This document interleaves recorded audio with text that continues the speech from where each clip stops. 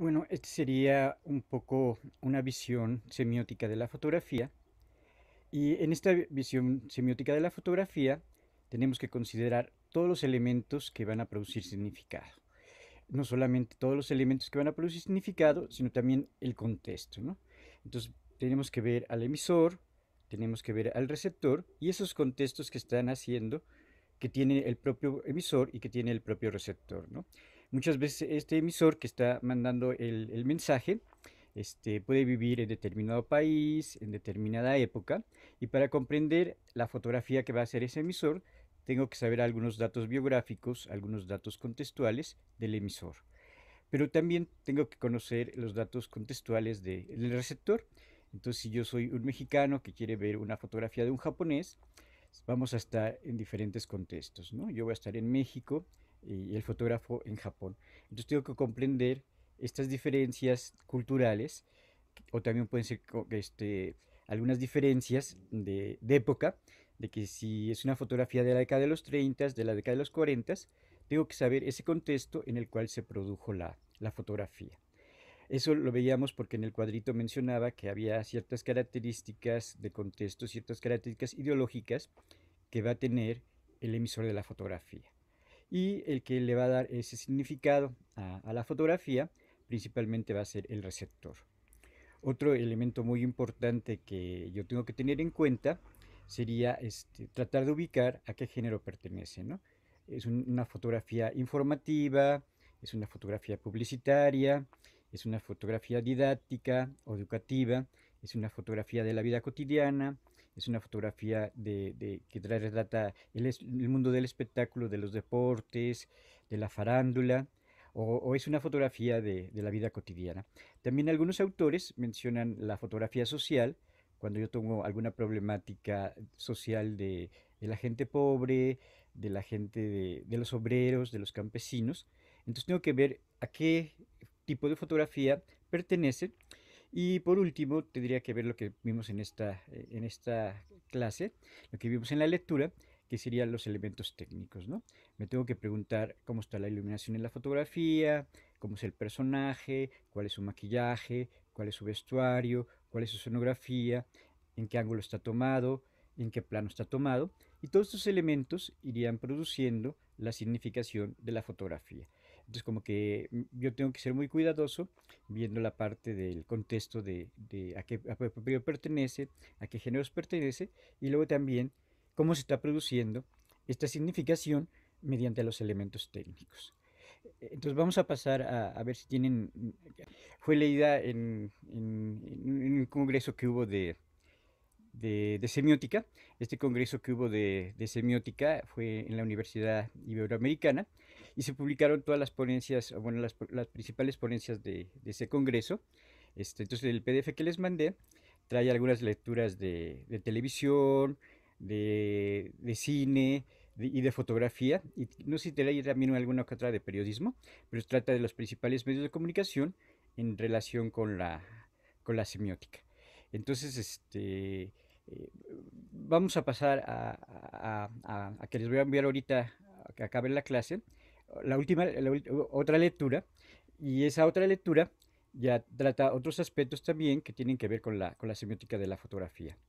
De esa lectura también sería hacer el control para la primera clase de junio. Y también vamos a ver el resumen en video de esa lectura que van a hacer para la primera clase de junio. Ahorita se las envío por el WhatsApp, esa lectura que sería también para dentro de 15 días y también sería más o menos lo mismo que hicieron ahorita, hacer un control de tres, o si le salen un poquito más de cuartillas, de tres, cuatro cuartillas de la lectura y también enviarlo al correo de Ciencias Políticas. Y también les voy a enviar, aparte de este video que vimos ahorita, otro resumen de la lectura anterior de Roland Barthes, ¿no? En la lectura anterior de Roland Barthes, pues vimos que también se habla de pose, se habla de objetos, se habla de personajes. Entonces les voy a mandar el video de Roland Barthes y este video que vimos el día de hoy. Y también les voy a mandar la lectura para la próxima clase y que tienen que hacer su control y enviarlo al correo de N Santos Políticas, ¿no? Entonces, no sé si tengan alguna pregunta sobre la lectura o sobre los controles que van a enviar. Buenos días.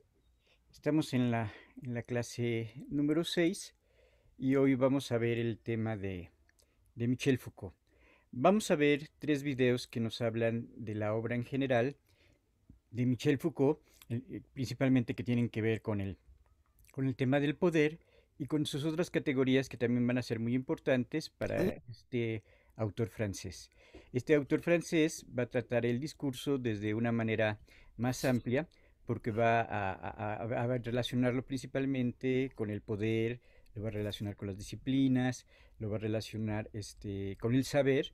Entonces, para este Foucault, el saber y el poder van a ser muy importantes. Entonces, vamos a ver un primer video acerca del poder y después ya un poco más en general todos los otros conceptos que va a manejar Michel Foucault.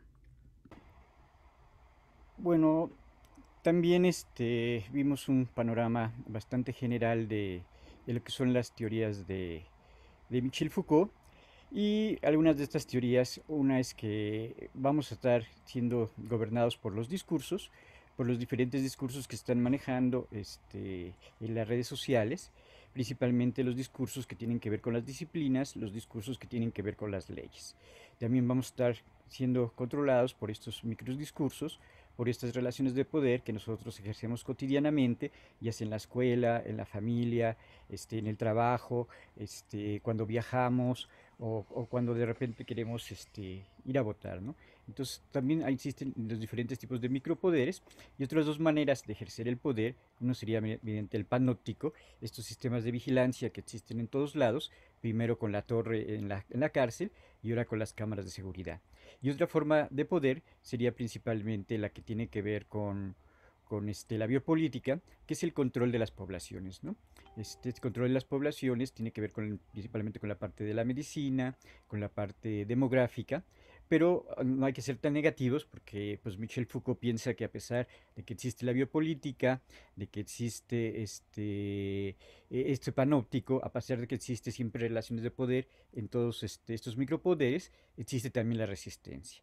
Entonces también nosotros podemos ofrecer resistencia a estos poderes para que puedan cambiar diferentes situaciones, para que puedan cambiar diferentes hechos. Entonces sería como parte de la teoría de Michel Foucault y que está relacionada con la lectura que hicieron hace 15 años. Siempre esas élites de poder o esas personas que tienen el poder van a imponer su propia verdad. Esto era un poquito como lo que pasaba con Peña Nieto, que pagaba todos los medios de comunicación y entonces había como solamente un pensamiento único en todos los medios de comunicación, en los periódicos, en la prensa, porque estaba pagando completamente al poder, ¿no? Entonces de repente estaban los escándalos de Ayotzinapa, los escándalos de la Casa Blanca, todos estos ideas de que había mucha corrupción en el gobierno, más sin embargo estaba pagando a todos los medios de comunicación y casi pocos medios de comunicación hablaban de estos temas porque el poder siempre va a querer imponer su propia verdad, ¿no?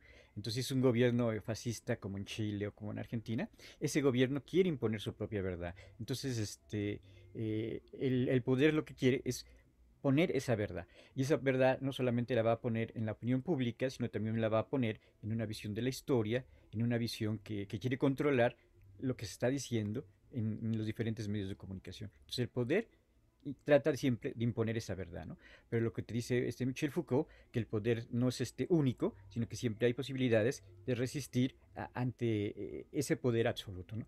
Fue lo que pasó un poco con el movimiento de oposición, que pues, durante más de 18 años estuvo peleando sobre la verdad que quería imponer Fox, o sobre la verdad que quería imponer Calderón, o sobre la verdad que quería imponer Peña Nieto, y al final pues se rompe toda esa verdad que era una verdad completamente impuesta a través de los medios de comunicación. Entonces, por eso hay algunos periodistas que dicen que los gobiernos del PAN o los gobiernos del PRI no hubieran podido existir si no es en esta colaboración tan estrecha entre Televisa y TV Azteca. Entonces, el poder siempre quiere imponer su propia verdad. ¿Sí? ¿Alguna otra pregunta?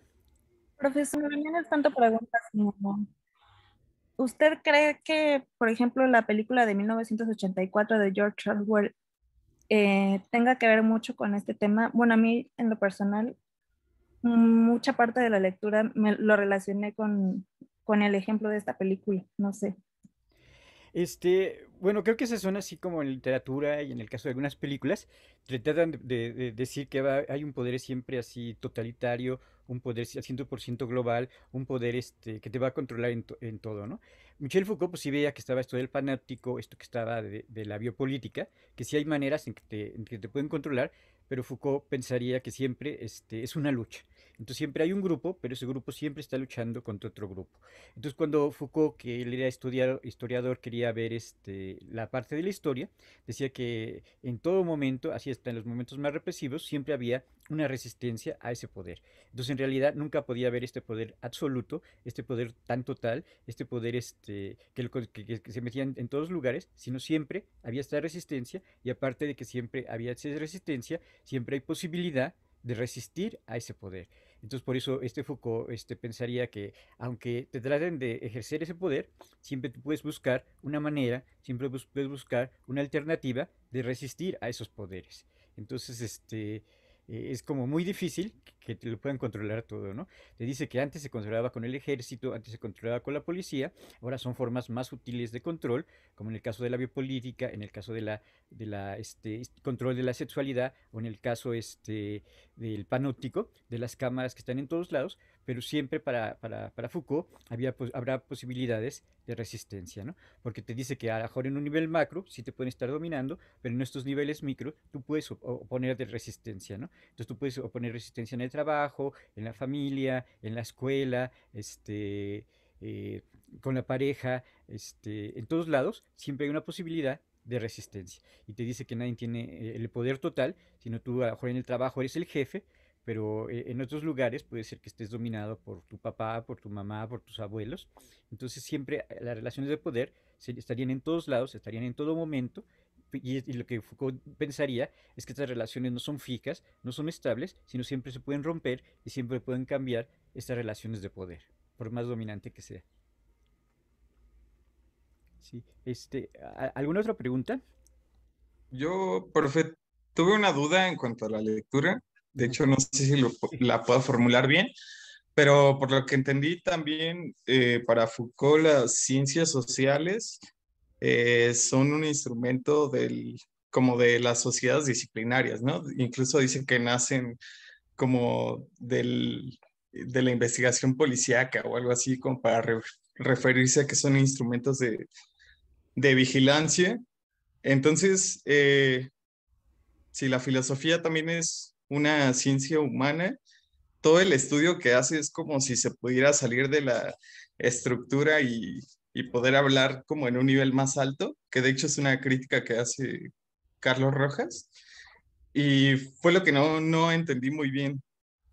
O Sí, sea, él te dice que en las palabras y las cosas, que las ciencias del siglo XX va a ser el psicoanálisis, va a ser la antropología, va a ser la lingüística. Y a principios del siglo pasado, a finales del siglo pasado y principios de este siglo, están haciendo la sociología.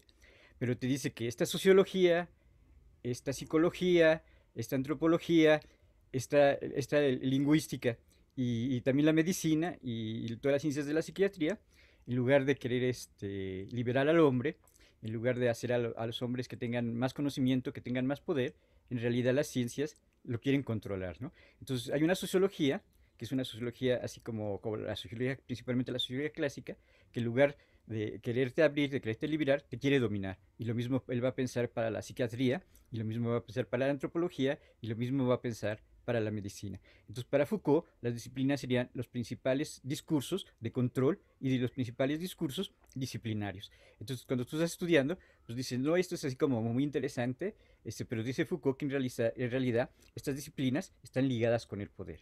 Entonces, como estas disciplinas están ligadas con el poder, siempre le van a servir a los propios instrumentos del poder. Entonces te dice, cuando surge la economía, ¿qué quiere hacer la economía? Pues controlarte mejor. Cuando surge la sociología, también quiere controlarte mejor, o lo mismo con la psicología, o lo mismo con la medicina. Entonces, para Foucault, la principal función de las disciplinas, de los discursos de las diferentes disciplinas, va a ser el control y entrar en esta sociedad disciplinaria. Entonces, como que eso muchas veces fue una novedad, porque este libro creo que es de 64 o principios de los 60 y se pensaba que las disciplinas eran como muy democráticas, pretendían a la liberación, y Foucault dice todo lo contrario, ¿no? Foucault dice, las disciplinas sirven para controlar, sirven para dominar y sirven para disciplinarte, ¿no? Y esto también no solamente lo va a decir para las disciplinas, sino lo va a decir para las instituciones, ¿no? La familia, la escuela, el Estado, la religión, más que servir para algo también liberador, sirven para controlarte, ¿no? Entonces te están controlando con manicomios, te están controlando con el Estado, te están controlando con la familia, te están controlando con la escuela, te están controlando con los medios de comunicación. Entonces lo que él trata de ver en estos micropoderes es cómo se dan estas relaciones de disciplina y de control en la familia, en la escuela, en la religión, y con estas disciplinas que están formadas, cómo también te tratan de controlar. Ok, profe. Sí.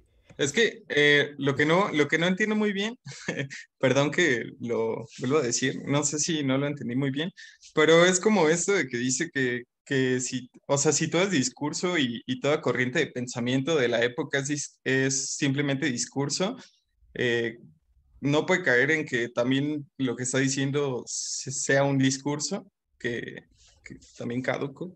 Es que él dice Sí. que siempre el discurso lleva a poder.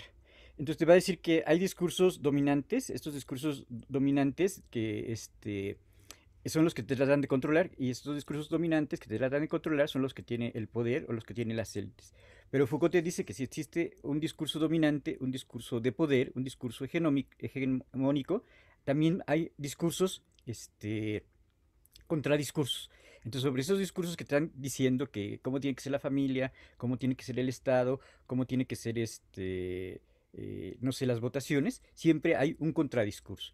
Entonces, tú tienes la posibilidad de crear un contradiscurso contra esos discursos que te están mandando. Entonces, para este Foucault, la sociedad siempre estaría funcionando con discursos que te mandan, pero habría otros contradiscursos que van a contrarrestar a esos discursos dominantes. Entonces, todos los discursos dominantes que te mandan puede haber contradiscursos, pueden ser contradiscursivos. Entonces tú los puedes rebatir, tú los puedes desmontar, tú los puedes encontrar la ideología y darles la vuelta a esos discursos dominantes que te están mandando. Entonces, ahorita creo que sacaron una portada de López Obrador, y lo que hace López Obrador es sacar un nuevo discurso diciendo, ah, sí, pues esa revista es de derecha, pues esa revista está comprada, está pagada, la página, y entonces hace un contradiscurso de ese discurso que te están mandando este, estas élites económicas de derecha, ¿no? Entonces siempre hay una posibilidad de ese discurso dominante hacer un contradiscurso y contrarrestar eso que te están diciendo, ¿no? Entonces, para este Foucault, siempre estaríamos en esta lucha de poderes, en esta lucha de discursos. Entonces, y eso sería como completamente natural, porque va a haber diferentes grupos económicos, diferentes grupos políticos, diferentes grupos sociales. Entonces, la sociedad para Foucault jamás es homogénea. Para Foucault, la sociedad es completamente heterogénea. Entonces, siempre va a haber lucha de discursos, lucha de poderes, ¿no? Y esto es... Profe, y ya por último, ¿alguno de esos discursos puede tener como más validez que otro? ¿O, o tienen la misma validez?